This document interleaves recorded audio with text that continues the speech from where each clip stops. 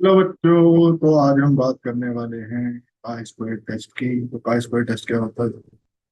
Statistics में आता है काई स्क्वायर टेस्ट। सो काई स्क्वायर टेस्ट का क्या क्या मतलब होता है? बेसिकली बताता है कि आपके पास वेरिएबल्स जो हैं वो डिपेंडेंट वेरिएबल्स हैं या फिर इंडिपेंडेंट वेरिएबल्स। डिपेंडेंट तो प्रोबेबिलिटी से भी समझते हैं कि देखो, आपने बेसिकली डाई को रोल किया और पॉइंट को टॉस किया, तो उनके बीच में आपस में कोई रिलेशन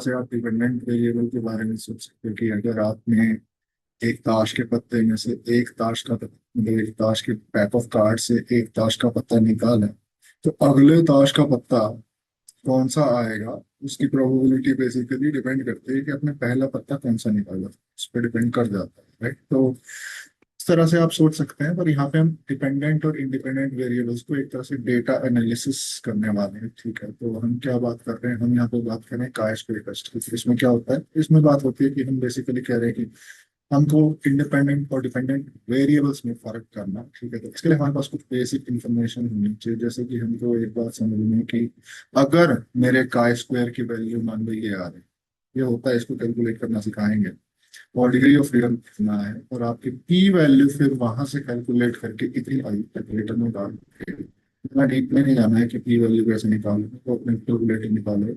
अगर आपको डिग्री ऑफ फ्रीडम निकालना आता है और आपको काई स्क्वायर की वैल्यू पता है और आपको फिर therefore कैलकुलेटर से पी वैल्यू निकालना आ गया, तो फिर आपको चूज करना है कि ठीक है भाई, मेरा काई स्क्वायर 0.504 आया, तो मतलब सिग्निफिकेंस लेवल में ले लेता हूँ 5%।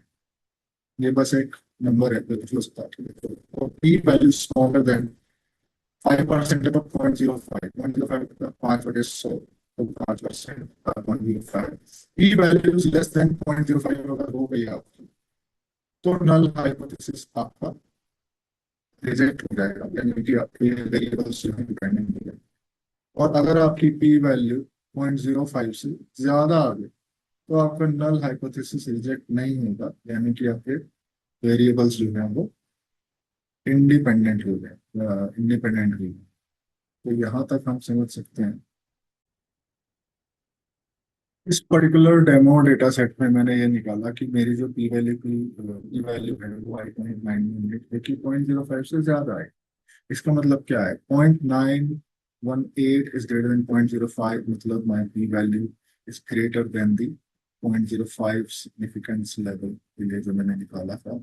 इसको क्रिटिकल पी वैल्यू भी बोलते हैं। तो अगर उससे बड़ा आया तो इसका मतलब मेरा null hypothesis not rejected, therefore these are independent variables. तो जैसे इस डेटा सेट में बात ये हो रही थी कि जेंडर और हाईएस्ट एजुकेशन लेवल में कोई रिलेशन नहीं निकला। ठीक है, या काफी हद तक रिलेशन नहीं है, पर आपको पता है हमारे भारत में क्या है कि तो है नहीं, पर ठीक है, वो बात बात की है।